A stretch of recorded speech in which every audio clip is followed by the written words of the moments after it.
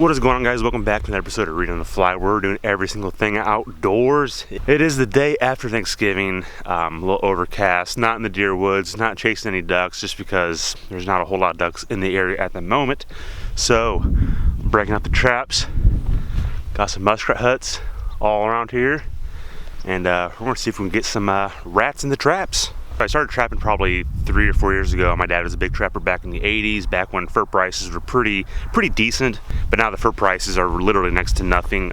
Can't even really cover the cost of your fuel coming out here to check and set the traps. I'll be doing some 110 connibears tipped with carrots. I use this method every year and it is always successful. So it's tried and true, it's easy. I really don't do a whole lot of beaver trapping just because I don't have any 330 connibears and that's just a whole other beast to tackle. So I just stick with muskrats and minks just because it's pretty easy, minimal gear, and even if you do get your hand caught in the 110, it's not too bad, which it happens probably every year. And this one here is pretty fresh. They've been building on this thing for last couple of weeks. That one down there is somewhat new. So I'll probably grab the 110s and make like a triangle of traps and tip them with carrots and see if we can get a rat or two off this hut. Go down there, throw a couple up. And there are a couple other huts around the property that I'm gonna throw some traps on. I only got, I think, like 7 or 8 traps with me today. This little short trap line. So yeah, let's get it going. So I always like to wear a nice pair of leather gloves when I'm trapping, just because it's easier on the hands. So this is the 110 spring. That's your trigger, and this is the trigger holder, I think. I don't know. I know it's got a different name, but basically to press on the spring and then bring the trigger right in the middle. And then each notch right there, I don't know if you guys can see it, but there's 3 notches. That basically, each notch is a different tension.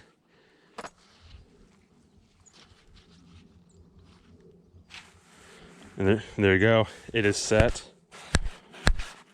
So whenever that trigger gets pressed in, it releases from that notch and it activates. So there you go, instant kill. Won't hurt your hand too bad, it might sting. Actually, it scares you more than it hurts. So this is where the carrots come into play. And these carrots are perfect for like this murky water like this.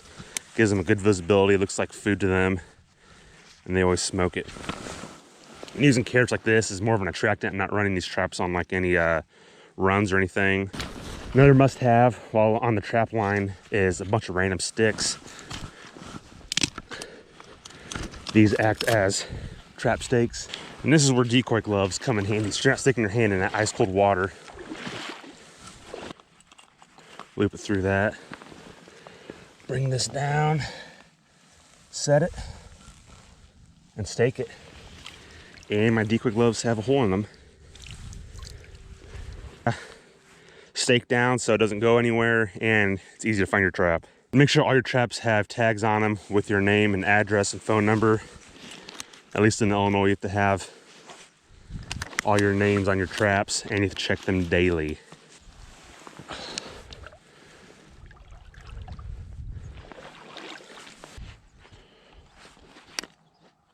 Ooh, see? That was close. They bite at you. So with the water being pretty deep in front of the hut, I made like a little makeshift trap stand. Just a stick, some baling wire, wrapped it around here, put the stick through this. So I put the stick through the spring, wrapped around baling wire.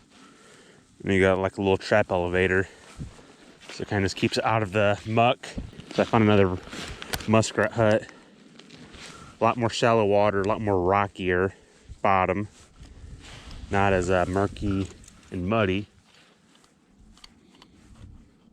But this will still do. Got 1, 2 on this hut. I'm gonna make my way around here, and there are 2 other smaller huts I want to hit up. And those are the last of the traps for the day. So trap number 1, trap number 2 on the last hut. And I want to call it a day. I think I got 8 traps set up on 4 different huts. Come back tomorrow morning, check them out. I'm feeling pretty confident in some of these sets just because I've been seeing, just because There's a lot of fresh sign. These huts are somewhat fresh. You can see a lot of runs, so there are definitely some rats out here. Hopefully I can get some in the connibears tomorrow, so we'll see y'all in the morning.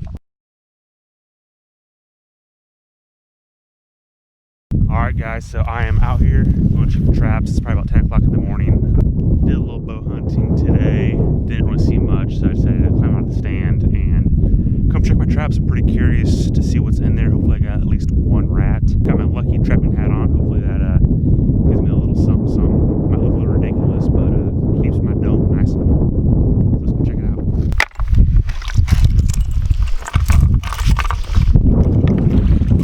Alright, nothing on that set. That was probably my second confident hut. Got 3 more huts to check. This next one I want to check was kind of my Hail Mary one. Really didn't have a whole lot of confidence in it just because it looked pretty old and have not seen any fresh sign. So, only one way to find out. Alright, going to check the hut that had the most confidence in. Moment of truth.